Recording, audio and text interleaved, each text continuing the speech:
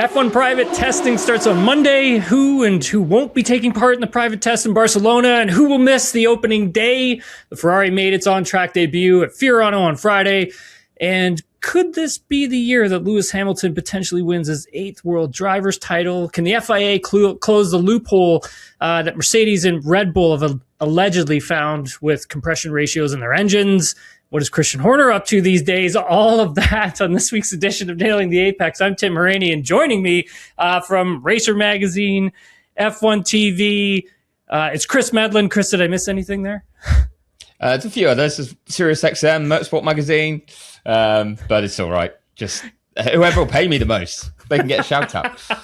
I am that simple. No, I'm not, I promise.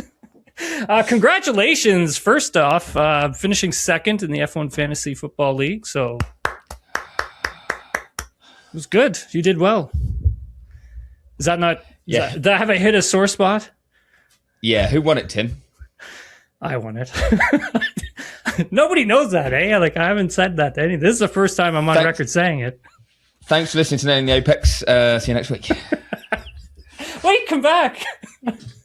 I need you, Chris. Jeez. We need you in the show today. I can't do this on my own. Well, that's not how to start it. Do not remind a man he lost in the fantasy football final just before. You could do it at the end of the show. God, amateur. Yes, I was beaten. Good. I was beaten in the final for the second time in my fantasy football career. And yeah, it hurt. But never mind. We move on. Next year, we'll come back stronger. This is what's going to happen. Next year, your story is going to be redemption, where you actually come away with the winnings of this thing. That's what it is. Calling it right here. This was meant to be redemption because you weren't part of the Formula One NFL fantasy group when it started up. And in the first year, I pretty much dominated. I smashed it. I had a great year. I had the most points, got through to the final. And then I was up against a little guy called Alvin Kamara in the week that he went off for like 4 touchdowns. And it lost me the final to our commissioner, Nate Saunders, who I think you may well have had on Nailing the Apex previously. And that hurt. So Nate spun this. It was my first return to the final since 5 years on as redemption. And it wasn't. So I'm not holding out any hope. I now don't have a good draft pick. I'm going to have to just piece it together with my genius, which obviously is pretty weak. I don't know. I think all you guys actually, your football knowledge is like very high. Like you guys follow the sport like very closely. It's very impressive. We try. It's probably not high enough to sustain a whole hour-long podcast, though, if you want to go that way. So I can do it. We can do it. Yeah, I know you can do it, Chris. Don't tell me you can't. I know you can. That's true. What if Philip Rivers gets to build a head coach job? That'd be amazing. What a storyline, right? I mean, no one will listen to us for F1 content if that happens. never again. Okay, all right. I'll move on. Talk about Ferrari. So on Friday, Ferrari obviously debuted the SF26. Ferrari will be in Barcelona for the private test, but Chris, they're not going to be running until Tuesday. That coming from team principal Frederick Vasseur. Do you think this could? I mean, teams are only allowed 3 days out of the 5 days, so I don't see this as a big problem. But I do feel that some people find this as an issue. People like to get excited when you hear you're not going to run yet. But no, if anything, I think someone who's committing to running later, when you've got 3 days, is saying we're confident that we're going to be running okay, so we're just picking our times. I think it's sensible to go for day 2 because if you wait till day 3 and weather's bad at any stage, for example, or you do have a problem and it might trip you up, then you're going to miss out on running. You go for the Tuesday as your first day on track and hopefully it goes smoothly, but if not, you've still got 1 day in reserve to lean on if you have to. So car was shaken down, as we like to say, at Hauraney, as you mentioned, on Friday. So they know it runs, they fire it up and they send out the garage and it will go around the track. That is the first hurdle. And that means they know they can do that when they get to Barcelona. So there must be other parts coming, I think, to it as well. But it's also just working out the prep and what they want to do and how they want to approach it. And they're not alone in that sense. I think we're actually going to see the quietest day of the week, I think, will be Monday. And I think then we'll see things ramp up later in the week, as you say, because you can pick any 3 out of 5. Yeah, and like you said, that preparation, I think for Ferrari especially, including when it comes to race engineers at this moment, is going to be important. I mean, Charles Leclerc's engineer, Brian Bozzi's going to be engineering both Lewis and Charles for that week of those 3 days of testing in Barcelona. I mean, I want to start with Ricardo Adami a little bit, but I mean, I think for me, I noticed in Mexico that it was the writing on the wall for him and Lewis working together. I don't know when that happened for you, when you kind of saw that wasn't working out for them. I'd say much earlier, to be honest. I think just when you have question marks over that, it's strange to have, isn't it? I mean, we hear, if you look at the Max and GP relationship, even when you hear them have flashpoints, you don't have people go, oh, they're not going to keep working together. Yeah. You realize that it's kind of a healthy flashpoint. And it just didn't seem to click with Lewis and Adami. And I really did feel that they were trying to make it work because, Lewis knew he was coming from something, great that he'd had with Bono for a long time, that he couldn't expect to hit the same point with a brand new race engineer. It'd be amazing if you could, but that's built up over a long, long period. So I do think there was a lot of effort put into trying to make it work. But it did seem very regular that there was just a disconnect. And sometimes that isn't actually a slight on either side either. That's not necessarily a bad race engineer or a bad driver dealing with a race engineer. That can just be that they're characteristics of each person that don't quite fit together, right? And you're looking for that. And dare I say it, one of the best partnerships we saw in F1, or that people remember, was at Ferrari, was with Felipe Massa and Rob Smedley.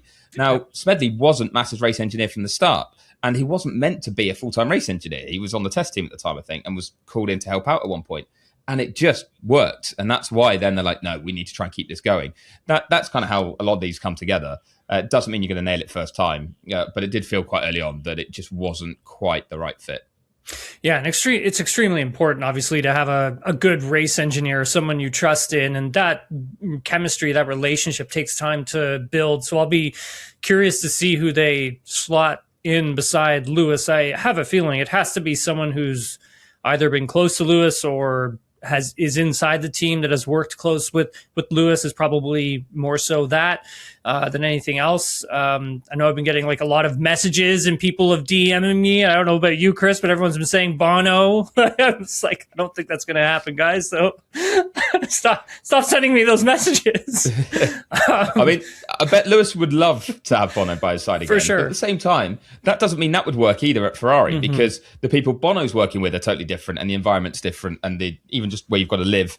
And I think he's pretty settled and pretty happy with life at Mercedes, which is one of the reasons he didn't move. And he wasn't the only one who didn't. A lot of people thought, well, Lewis goes, people follow. And that's not to say that people wouldn't want to carry on working with Lewis, but it's a compliment to Mercedes that the environment they have there, they're happy with.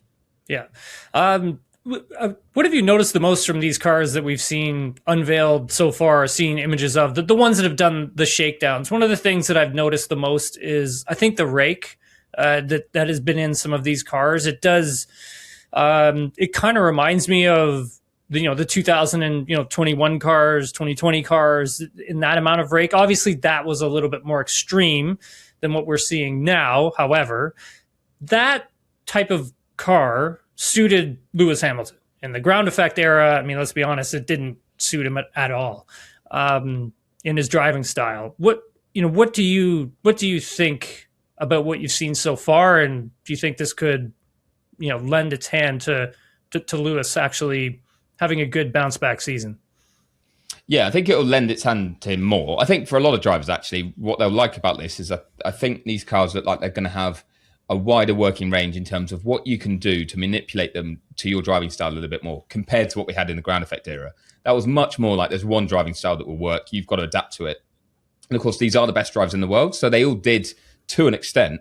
And you're right, for Lewis, it didn't seem to suit him at all, or he really seemed to struggle. He still won a couple of races in 2024. He was still very, very quick, but he just wasn't quite at that level that he was used to. And others were doing a slightly better job with it. I think, he can be a little more comfortable in a car like this, assuming it's a good car to handle, the Ferrari, because it could be that these cars suit him more, but the car itself is really tricky to drive. So there's that weird kind of murkiness to it that you've got to always try and remember. It doesn't mean that that the car isn't a step closer to what he's going to want in terms of regulation, even if they do deliver something that isn't actually that competitive. But One of the things that really interested me, actually, and it was from the Ferrari shakedown we saw on Friday, was seeing the active aero in action, was how pronounced it is. I know it sounds silly, but because of the way the rear wings have been kind of designed, I figured we wouldn't quite see quite as obvious a DRS flap opening on the rear wing. And I think that's true. I don't think we do. But because we're not used to that on the front wing, seeing the front wing go was like, wow, the whole car looks suddenly totally different. So I think that'll take a little bit getting used to, is seeing the car switch between modes, because it's pretty pronounced. But same as you, actually, a little bit of rake in there, which I think looks good. And I do think it's funny because it's so subtle, really, how much smaller the cars are. It's a very small change, but it does make them look that bit more nimble, doesn't it? It makes them look that little bit more racy. So, and that's just seeing them go around crawling in soaking conditions on the whole. So I'm really excited to see them kind of when they're on low fuel and darting about on some good rubber. Heard from Lewis at the end of this one, or at the end of his shakedown on Friday, and he seems like he's in a really good place, Chris. I mean, he's like super happy. I mean, I haven't really seen Lewis that jovial and excited since probably this time last year. And it's good. It's a good sign. And we talk about brake and maybe potential driving style, maybe suiting Lewis a little bit more than the older regulation. What do you think? 8th World Championship in the cards this season, or what? Ferrari's always a tough one to read because, admittedly, quite often when things are going really badly, you hear about it pretty early from the Italian media. They're quite good at that. Someone would have said, "Oh, we're in trouble," or to almost instigate change. But we haven't had any of that. But we also really have not had a lot in terms of confidence or anything leaking out. There was a lot of talk, in the past 18 months, really, that the Mercedes engine was going to be very strong. Yeah. Obviously, we'll get into compression ratios, I'm sure, later on about who could be good in that. But even so, that seemed to come out of a confidence from Mercedes. And you're only going to have that confidence if you do think you're doing something well. But others also want to put pressure on other teams. But there'd been nothing out of Ferrari. And I feel like that was good work from Fred Vasseur to kind of make sure that there was no real expectation on them. It's no one going, well, they're in trouble and there's pressure, but there's no one going, they're going to be great, and there's pressure that way too. But I do feel that having nothing come out of there generally would encourage me a little bit that things are not terrible, at least, and that they should be in a decent shape starting the season. But I do think it's more Lewis's, the weight off his shoulders at the end of last year. It is that reset. It's getting away for a little bit. It's doing other things that he likes to do. Recently, there was a video released with him looking at some of the work the British Red Cross are doing in Gaza, for example. And I think those things actually remind him of just bigger picture stuff that when he's had a tough season in F1, well, he's got 7 world titles behind him. He doesn't need to worry that one tough season is going to make anyone think any less of him. And even if they do, it's not the biggest issue in the world. He's very good at that, actually, at times. Now, he'll quite quickly lose that if things are not good at the start of the season. We've seen how his demeanour can change. But I just think he's made the most of the break and the mental reset. And then when you do go to Fiorano and you go to Maranello and it's the start of a new season and there is optimism and hope and all that passion from the Tifosi, I think it's very hard not to get caught up in it. So I think he's riding that wave from that again. And hopefully with a better car or a car that suits him better and he can perform better in, then that will continue that demeanour and he'll be in a good place for this season. Let's move on to 2025 Constructors Champions, McLaren. I mean, they're set to miss Monday, the first day of testing, potentially may miss Tuesday as well in Barcelona for that private test. Chris, you were at the media day that they had last week. What did you take away from it? Well, one thing was if they're to be believed, this will be the first time the car runs when we see it out on track in Barcelona. There won't have been any other time that they've gone and done a shakedown, unlike a number of other teams, Ferrari included, Mercedes included. So that was one of the things they were saying, is that they'll build the car and run it for the first time in Spain. That's why it wasn't clear whether it'd be Tuesday or Wednesday for the first outing. But again, it seemed to be intentional that the car's going to be ready, or they are confident it's ready. But you never know if the build is a bit slow or something holds you up, if again there's weather involved. But I think realistically they're targeting Tuesday if everything fits in terms of coming together with the car build and the track conditions. But they're not then overly concerned if it has to wait till Wednesday.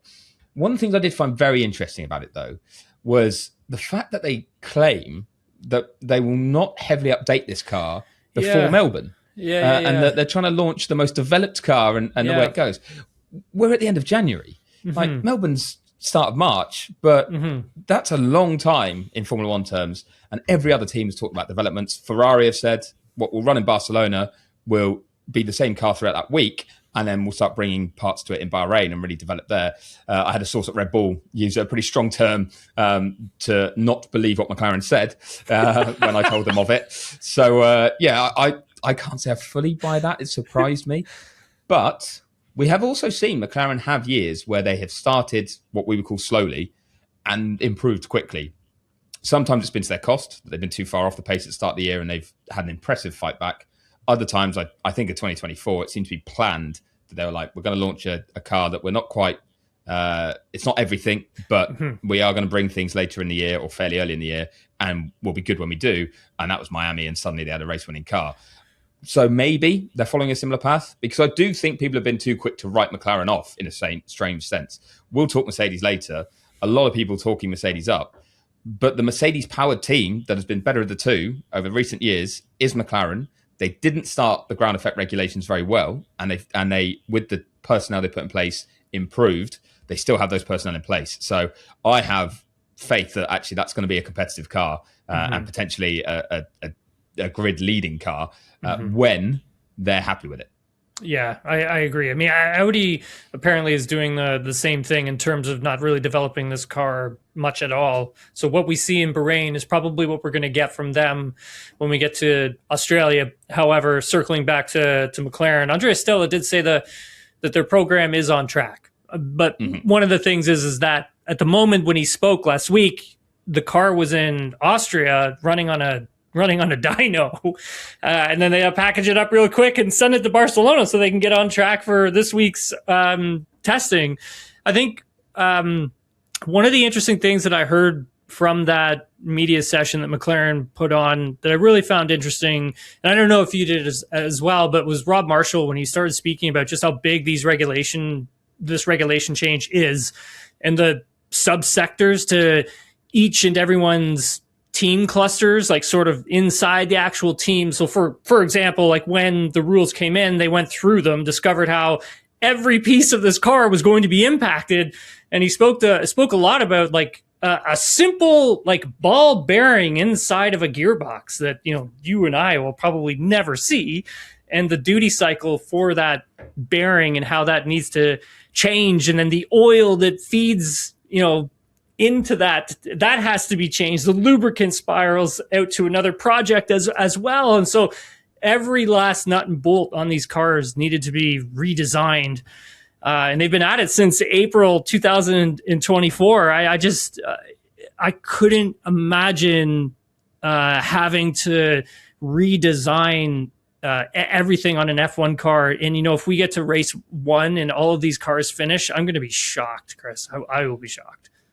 Same. I do think reliability has improved so much in F1 generally, and that's not just by regulation, but some of it is by having to limit on the number of engines you can use and the fact that we don't do refueling and just the way we life the cars.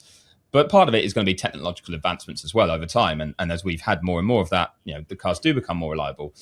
And we've got to remember that this year we do have the shakedown in Barcelona this week that we're calling a shakedown, but it's a test, let's be honest. And then you've got 2 more in Bahrain. So there's at least 9 days of hard running available if all teams make it, plus any filming days they want to do of their own. They will get a good amount of time to prove these cars out.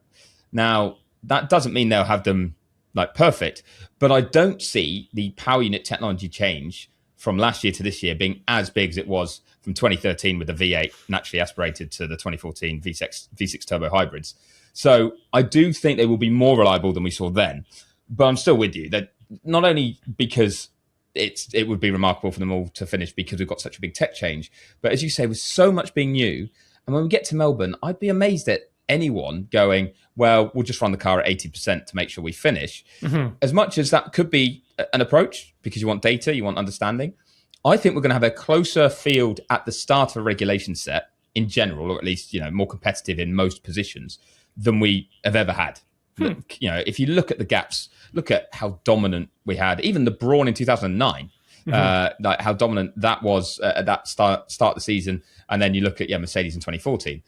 I think we're going to have multiple teams at the sharp end, but I certainly don't think the gaps are going to be seconds all the way down the field. I think the whole field spread will be pretty close compared to what we've had in the past at the start of a new set, which, I mean, you can't just roll home at 80% to find out, because you'll be giving up positions. And I don't see people doing that. So I think that's why another reason we might actually see reliability be a bigger issue, is because people just have to weigh up genuinely. Do we want the points that are on offer here, or do we just want to finish and get that data? And how do you turn down points? Yeah. And another part of that, I think, is also like that energy management, recovery, deployment, and the understanding of how to use it. I mean, I think one of the things that, Rob had said in his press conference there was basically the hardest thing it is for them to simulate is basically that the racing, the attacking, the defending, how to use the energy for that. It's going to be a massive learning curve for the drivers, as this is going to be a bit of a cat and mouse type of a game when it comes to the racing. When we look at the fan base and stuff like that, I mean, you and I are still learning as this thing is going along, and obviously the fans will come along as they learn as well. I mean, but how do you get the fans to understand what is going to be happening like early on in this season? That to me, I'm going to find really fascinating as well. Yeah, I think a big part of it, and it's funny, at that McLaren event, a good friend of ours, Lawrence Barretto, was kind of chairing the panel, and as the host, from an F1 doing a great job. One of his questions though was, how do we make sure people understand? And I'd say a lot of the pressure as such, or a lot of the responsibility, falls to F1 in terms of the broadcast and then what it offers. I know they're working on this a lot. One is the terminology we now have has been proven out. They've done in like practicing commentary and things like that to work out what's easy to say and what sounds obvious, like what doesn't instigate too many, like, what does that mean? Or did they mean to say that? Yeah. So you wanted something short, sharp, easy. So boost mode, overtake mode, straight line mode. They tried to go with certain things that would be simple even if they seem a bit obvious when written down. But also, it's going to be down to graphics. I think if you're watching a race and you see someone overtake somebody and then easily get repassed, and this is something that McLaren's head of performance, Mark Hill, was also part of that panel, said, is that we could see new overtaking spaces, because if you use a lot of your energy, because it can give you a big boost of performance to get a move done, but then you haven't quite regened enough of it in the next braking zone, for example, or through the next sector, somebody else, if they've got that bit more than you, will have a big performance advantage to come back past you, potentially. So it might open up more overtaking opportunities in different places on tracks. And that's going to need to be, I think, visual. I think we're going to need to see those graphics showing, hey, here's a car that right now has got ahead, but look, battery's pretty much empty, or that their energy is low compared to the car behind them. And at the very least, it signifies that car behind has every opportunity to come back past. And then you're at least aware, I'm not watching someone with a problem getting overtaken in a straight line, for example, or looking slower. I'm saying, like you say, that cat and mouse between drivers. And I think fairly quickly that we'll start to get a bit used to that if we have those visual cues. The worry is things like when a car slows, it's quite obvious, isn't it? When you see a car slowing, you're like, wow, so-and-so's got a problem, and it's a big moment. Now we might watch it going like, do they have a problem, or are they just really conserving energy or trying to regenerate? So that might be an area that is a little bit more confusing. But I think the main thing, we just need it to be competitive enough that we're seeing that racing. I think that will get people excited enough, committed enough to watch, that then you're going to want to understand what's going on. If the racing's kind of boring and we have to explain it's boring because of these reasons, that's a whole different kettle of fish. Yeah, definitely going to be a hard one to explain to the fans on that one for sure. Shout out to Lawrence Barretto. I mean, he did a great job hosting that panel. That was an excellent job from Lawrence, like always. Moving on to Williams, they're going to miss this week's private test in Barcelona altogether. They're not going to have anything there. So they've hit a bit of a delay trying to get their new car completed. We were made aware of this on Friday last week. They had said that the work on the car had been pushed back as they continue to look for extra performance. I think a lot of this, and this is just my personal opinion on it, I think a lot of it has to do with that cap X, and not having all the newest and latest equipment that the team actually needs to compete against the big ones, like trying to churn out parts fast enough and make those big development steps that Williams does want to make and can make. I just think they just don't have that internal equipment to kind of get this thing done as fast as they want it to.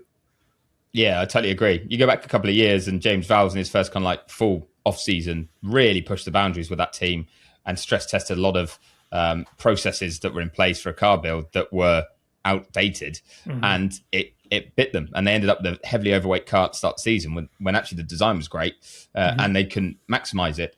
Improved a lot on that last year, but obviously it was much easier to do that with the stability and regulations. There's a lot that's still new there that they're learning. From what I understand, it's actually the final crash test on the nose box that they haven't yet passed.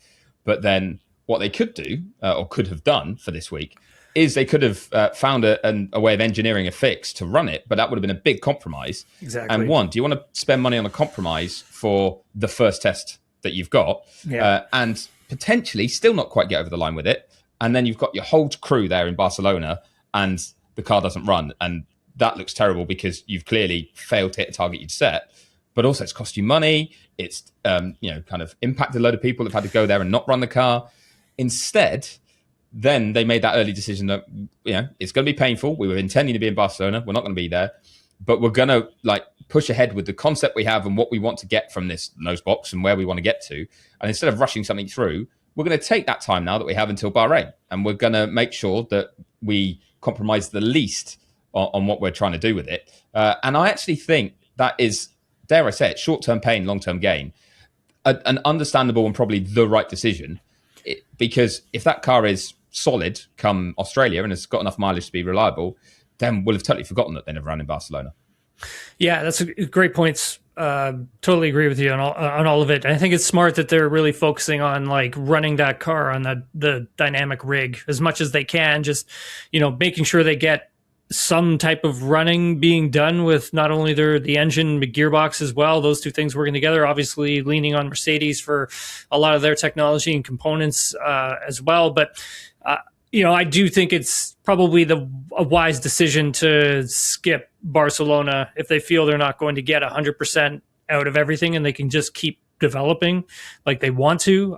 But Bahrain, I mean, that's going to be, they are going to have to be running all 6 days and they're going to have to get as much mileage under their belt as possible. Williams has had some personnel leave the team recently. Canadian Frederic Brosseau, who was the chief operating officer, he has left Williams, so they're going to need to find some replacements at the team as well. But again, mentioning Mercedes, their W17 launched. They did some track running as well. Both Antonelli and Russell drove the car, drove almost 200 kilometers for their filming day. So that's pretty impressive debut from them, Chris. I don't know about you, but that if I'm another team, I'm a little worried, Well, I would have said the same, but then there was a quote from Andrew Shovlin that came out, and he called it a sensible day. And that's either him trying to really play it down so no one's getting too excited or putting pressure on them, or it was engineer speak for nothing exciting happened here. But yeah, both drivers getting time in the car, like both Ferrari drivers did, to be fair, at Hauraney on Friday. But that's a good step. It means things go smoothly enough that they can both have a bit of track time. And I think that it's looked like typical Mercedes. Cars launched when it's launched at the time they wanted to. They had a plan. It's run. It's come together nicely. I think actually that does link into what we're talking about Williams though as well. Is that's one of 3 teams with the same power. Sorry, 4 teams with the same power unit in the back. 2 of them did complete a shakedown even before going to Barcelona, and the Barcelona test that we've now got allows HPP to prove out the power unit reliability or learn about it and understand things across what should be 3 teams over the week. So Williams will still get some of that data through its HPP partnership. Those engineers they're not completely blind to what's been learned on those other cars. There's obviously certain things that don't cross over, but just in terms of being able to safely run an engine, they will still get that. So I don't think there'll be overly huge concerns on that front that Williams not running means Mercedes are going to be disadvantaged because the engine's not getting the mileage. They'll still get that. And as you say, they started that nicely with the works team. But that is the one you'd also expect. Yeah. It was something that I think actually came out Ferrari most on Friday again, was that the integration is now, is bigger than ever in terms of the power unit integration into a chassis, but also had gone very smoothly. And it's always the works team that is going to have the best chance of getting that right, or having that go smoothly. It's not to say it necessarily has to disadvantage one of its customer teams, but the works team is so intrinsically involved from the word go that you would expect, if there's a team that is going to have the best integration of power unit and chassis, it's going to be a works team. So I think that's another reason why we saw Mercedes ready and raring to go last Thursday. Yeah, and carrying on that conversation that we had earlier with the compression ratio and the engine loophole. I mean, the FIA did have a meeting with teams and their engine developers on January 22nd, I believe it was, to discuss that engine compression ratio, and have the likes of Mercedes and Red Bull Racing gone over those limits. I mean, Ferrari, Audi, Honda, apparently they're not too happy about any of this, that 16-1 limit being taken at ambient temperatures. So if the FIA could have a response to this, and I really don't know how they could, because it's got to be something that's very difficult to measure, because when the car is out on track and generating heat and things expand and all of that, I mean, apparently they think they have something that they can measure it with, but I don't know how they're going to do that. Not unless they've got some type of sensor that's not going to melt or something.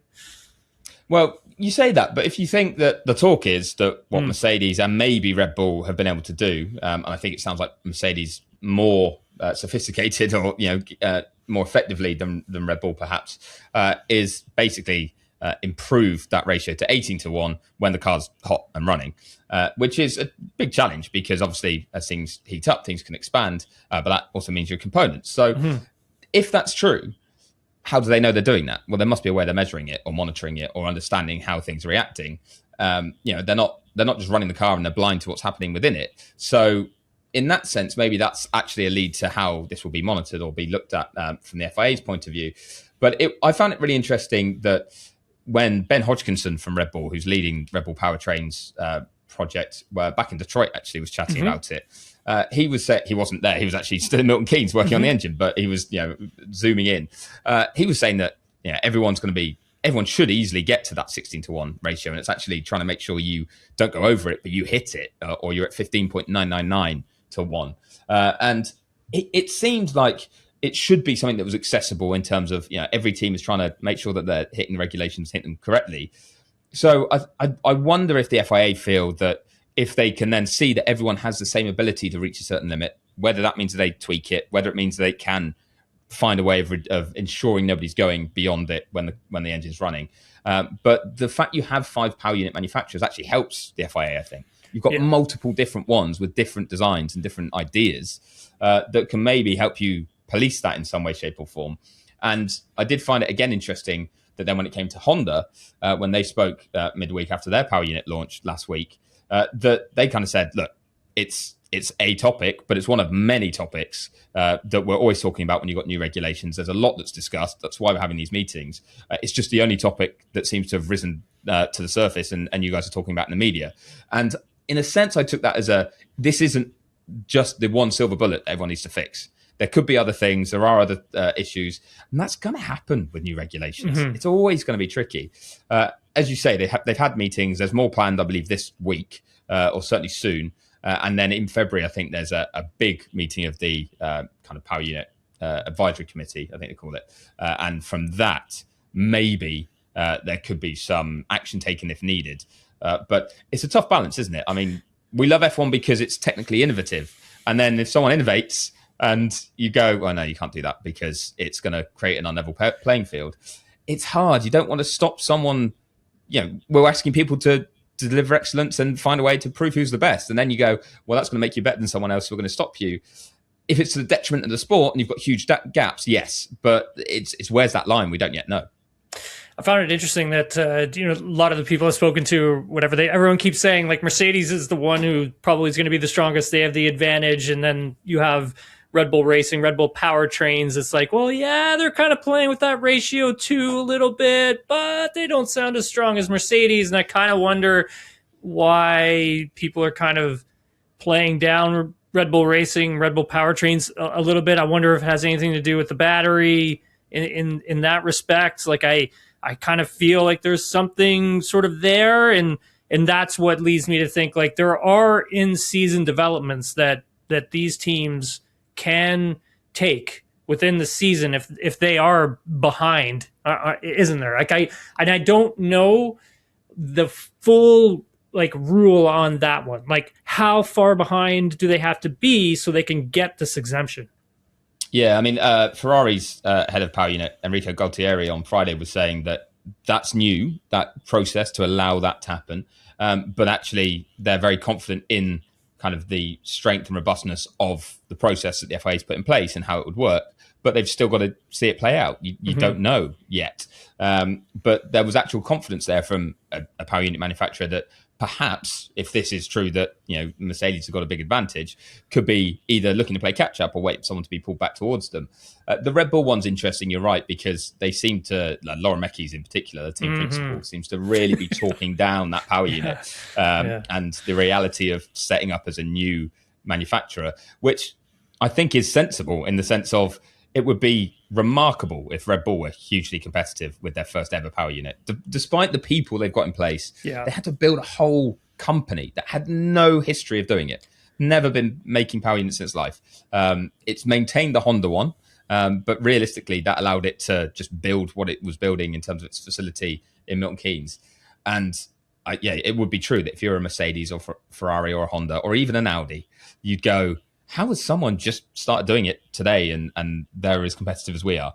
That would be remarkable. Yeah, absolutely. Another Mercedes in the back of a car, in the back of the Alpine. They did their launch on Friday as well, alongside with when Ferrari had done theirs. Not the timings. The timings were different of when they did it on Friday, but Alpine did theirs on a ship. And some interesting things being said by the executive advisor, if I've got that one right, of Flavio Briatore. He feels that they should be competitive this season, Chris. He believes they have a good car. I don't know. What do you think? Like, I mean, granted, they did sort of take last season off, if you will. Not trying to bash the team at all, but the car wasn't very good, and I think they put a lot of money into this car. Develop it either. Yeah, exactly. Which obviously you wouldn't when you're at the back anyway. But it was a really tough season for them. And the thing is, we've rarely seen Alpine kick on, have we? When they've had a decent car, it's normally been followed by a poor one or it's been badly managed. So I was not surprised to hear Flavio being pretty punchy. You'd expect them to be. You're going to talk it up because you've got what should just be a natural step forward in power unit performance anyway from what Renault had been delivering previously. But also you're saying, hey, we're now on a level playing field with two other teams and we generally do build a good chassis. And that is true of Enstone. But the quotes I want to pick up on and give credit to, admittedly, is a little bit niche. But it's to, I think, the head of communications or whoever signed off the press release, because the amount of puns about the way they did their launch were fantastic. So they said that BWT Alpine Formula One team sets sail on historic 2026 campaign, buoyed by new regulations. All right, that was their headline. And then you went into the bullet points below that. They talk about they were embarking on a new journey as Formula One enters unknown waters in 2026 with a raft of new technical regulations. That was all in one bullet point. I was like, that's so good. And then there was a couple more that I will quickly flag. One was being on board the ship, and the ship was on its latest voyage, as they are now, as a team now is too. And it said that the executive technical director, David Sanchez, offered detail into the team's all hands on deck approach, working with Mercedes-AMG high-performance powertrains for its all-new power unit, while Flavio Briatore and Managing Director Steve Nielsen outlined the team's 2026 navigation plan. There was so many in there. I was like, how did they get that signed off? Great work. Another team genuinely said the same. They were like, I don't know how they managed to pull that off. That's brilliant. I hope that whoever wrote that continues this throughout the whole season. Like, I hope it becomes a thing if they're able to piece it all together, because it was brilliant. I did read it as well. But haven't they set themselves up for a fail if things go badly about sinking ships and all Overboard. of that? Yeah, exactly. Like bailing out. So Life raft. Yeah. Exactly. It's going to be get your life jackets on and all of that stuff. But hopefully not. Hopefully it's a more competitive season, because it will be entertaining. If they are up there, partly to see what the drivers have got, because I think Pierre Gasly has actually been doing a good job there. Yes. But it also becomes tough when your teammate's not performing. How do you gauge how good or not a driver is? And I think he really would like a more competitive car, at least, so that he can show it against others in the field. Yeah, and bringing us on to Franco Colapinto, I mean, to have a good start, he needs a good start to the season. I mean, Flavio, it was funny watching Flavio talk about Franco. I mean, poor Franco. But Flavio hopes that, he's going to have a good season, thinks he can compete with Pierre. That's the gist of what he was sort of saying when he was talking about the driver pairing. But he did drive home that, quote, "We need the performance from the driver." he's looking over. I was like, oh my God. Like, imagine being the driver and the guy you got to answer to is Flavio Briatore. There's some tough gigs in F1, and that is one of the toughest. But to be fair to Flavio, he did not pull his punches mid-season last year either. I thought that Franco wasn't going to see out the year the way that Flavio was talking. Yeah. But obviously, look, there's the balance there where they've seen what he can do in the Williams and that he's got the talent, but maybe he was still very raw and needed some more time. But obviously, he's got heavy backing, which means he's going to get that time. And I think now it probably is the year that there's a bit more of a tipping point between giving time and having patience and saying we want to see more consistent results. But Franco did start to show it towards the end of last year. He looked more comfortable in that car. He got closer to Pierre. At times was right there with him. And I think that should give him confidence going into this year. But that's also why the team expect it. They've seen the signs from him and they do want to see him deliver. But I think he's got every opportunity because it's the first year that he's going to get a full preseason in the team he's driving for. And have knowledge of that team previously from last season, obviously. And I think that will stand him in good stead. So I would actually expect, with a more level playing field as well in terms of new cars, everyone's got to get their heads around that. No one's got more experience with this car than him because nobody's driven one yet. I think we will see a step forward from him. And if we don't, I think that's why it's right that the pressure's been put on, really. Yeah, it's really challenging when you don't get those tests, those preseason test sessions, and that is something that Franco hasn't had yet, and I can't really stress enough to those watching and listening just how important the preseason testing is for drivers, especially young drivers as well. I want to talk about Honda because they unveiled their engine. Are you ready for this one? The RA626H. I had to write that down, or else I was definitely going to forget about it. I was definitely going to forget it, Chris. Beautifully read. It was like me in that press release just now. Anyways, they did their launch on Tuesday last week in Japan. Stefano Domenicali was there. Aston Martin team owner Lawrence Stroll was there. And so too was Andy Cowell. And I remember reading a lot about how maybe Andy wasn't really going to be around all that much. But he is, which is great to see. He's been doing a lot of work, obviously, with Honda and in collaboration with Aston Martin, trying to get not only Aramco and then also the oil providers on board to make sure everything is working as a whole. But I think, a lot of the things that, Andy explained and talked about, I mean, he's really dialed in. Like he's full in working with this collaboration, trying to make it work for both. But it does sound like, Chris, like Honda is going to be starting on a bit of a back foot here. Potentially, yeah, which would not be a break from tradition, would it? If you think of how far back they were in 2015. Now, I know they came in a year after everyone with the previous regulations of power unit, but there was a lot of catching up that needed doing. And it was very impressive the way they did do that catching up eventually. But yeah, they didn't hit the ground running there. So it wouldn't be a huge surprise if they weren't, sort of grid leading level. But just the pressure around that team, I think will make it tense because we look at F1 now, the strength in depth is incredible. It really is. So many different teams with so much backing or so much resource behind them, and now with work steels as well with power unit suppliers.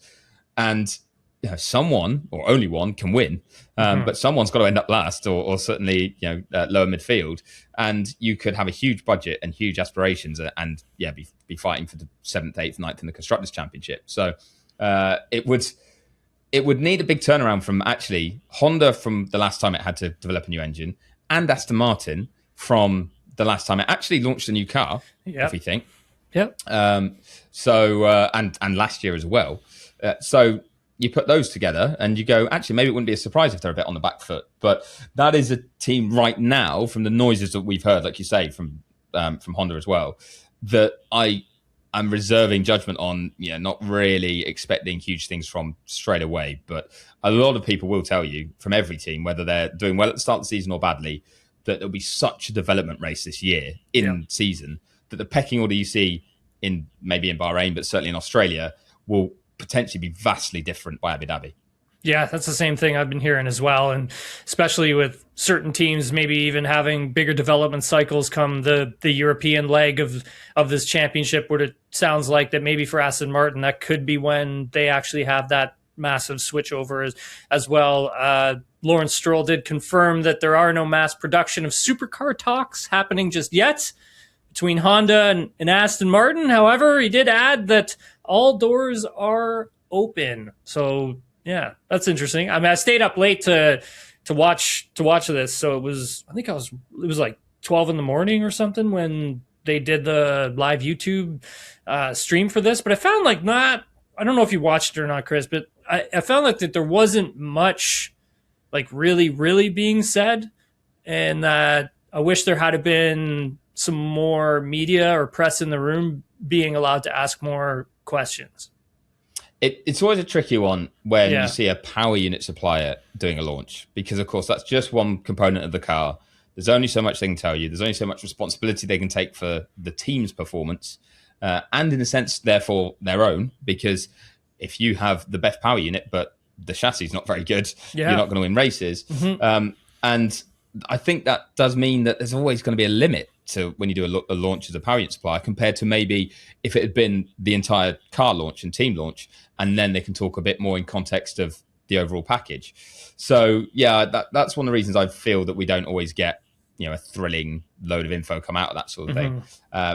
But I think it was important for Honda to kind of reiterate their return, because they obviously developed and designed the power unit that ended up propelling Red Bull and Max to so many championships, but they had left and then were supporting it and maintaining it and largely still involved, but not to the same extent of what they're now doing. So they wanted to kind of draw a line in the sand. I think that's why they were doing this. But as you say, it didn't really create a huge amount of substance at a time where we were going to get so much stuff. We had so many teams, cars, launches, shakedowns going on. I mean, you mentioned it, like Friday alone of last week, when you had Ferrari launch, Alpine launch, you had McLaren and the Alex Palou case coming out. Oh, yeah. You had the Williams news of the shakedown that they're not going to attend. Dan Fallows going back to Racing Bulls, talking of Aston Martin. It was Aston Martin's technical director having been signed to big pomp and ceremony from Red Bull, where he'd been technical director, going back there. Like, all of this news was coming out just in one day. So it was a week where there was a lot going on and making headlines. And in that context, I just think Honda was not quite as big a deal.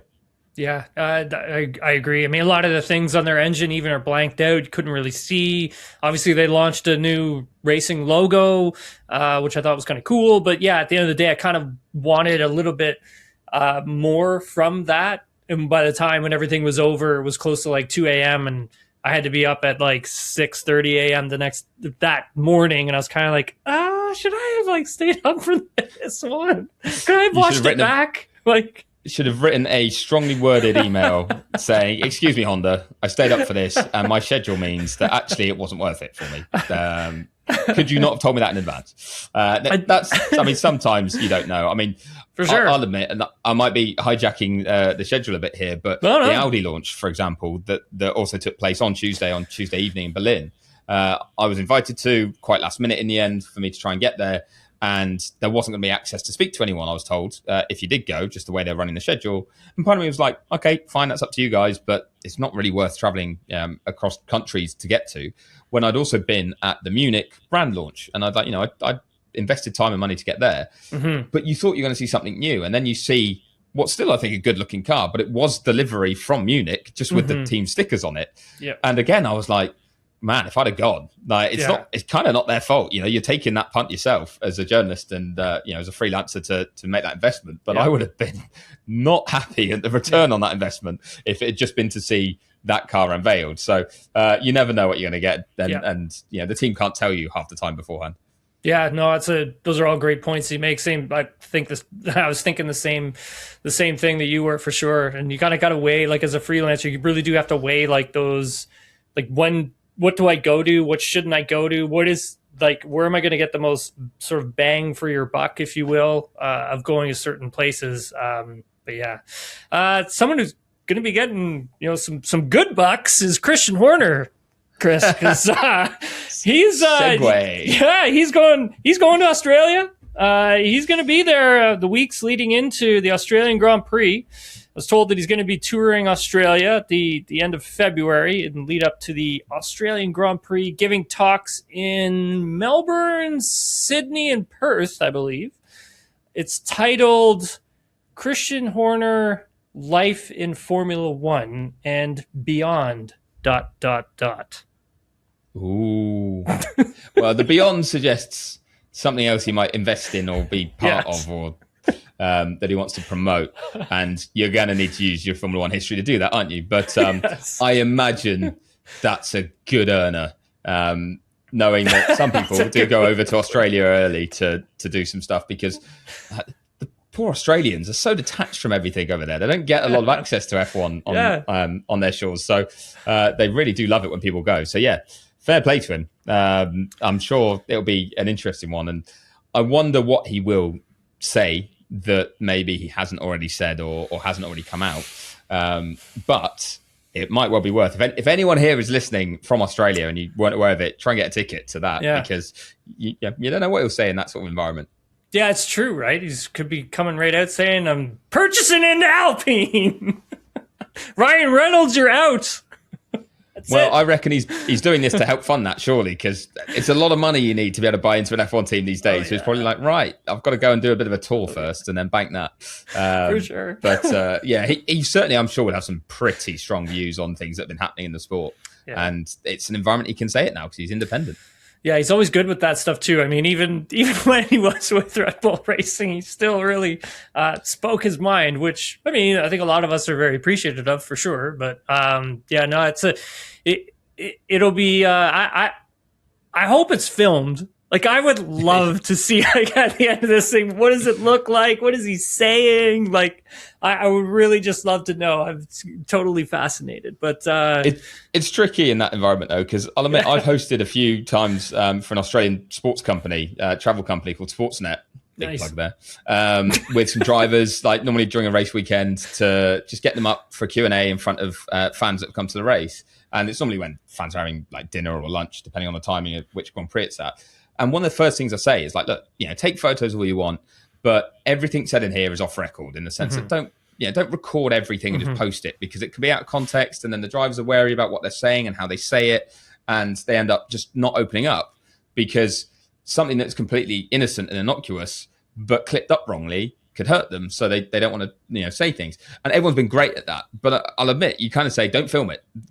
Let this be a real experience for you here in the room. And you can tell people about what's said, but just make people jealous that you were here and you heard this. And hopefully, actually, for those that do go, that's what the event will be like with Christian. But same as you, because I'd want to be in that room, but probably can't be in that room. If just one person could send us the video, that'd be great. Yeah, that'd be fantastic. Chris, thanks for taking the time to do this, man. I appreciate it. What do you got going on? What do you got going on next? I'm going to see you. What am I going to see you? Bahrain. I'll see you in Bahrain. Yeah, testing. Yeah, I'll be heading to, because obviously we're just digging in from afar with this test this week in Barcelona. Shakedown. And then it's going to be a trip to maybe Williams for their launch event, but we'll see how they play that, because as I've said, they don't need that car to be ready until Bahrain now. So will they want to launch a car a week early just for the sake of launching it then? And I think I've got some McLaren visits as well still. And then it will be, on the plane to the Middle East, where you and I will use our keen eyes and ears to pretend we know what's going on out on track, and then actually just wait for a team member to tell us. And then at the end of the night, probably grab a few beers. So that's usually how those things end, isn't it? You've outed me again. I probably owe you some, don't I, now that you've won a fantasy NFL No, it's the other way around. I don't know how you guys do, I don't know how you do it in the UK, but like here, if the winner wins, they're the ones who have got to get the tab. You know what? I probably shouldn't have even said that. Yeah, we'll take that. That's on the record now. Listeners, viewers, you heard and saw it. I will find proof. I'll put it on my social media, proof of Tim buying a round of beers because of the smug way he gloated about his championship victory at the start of this episode. First round of beers are on me, buddy. I promise. Thanks again for doing this, buddy. Appreciate it. Not at all. Cheers for having me.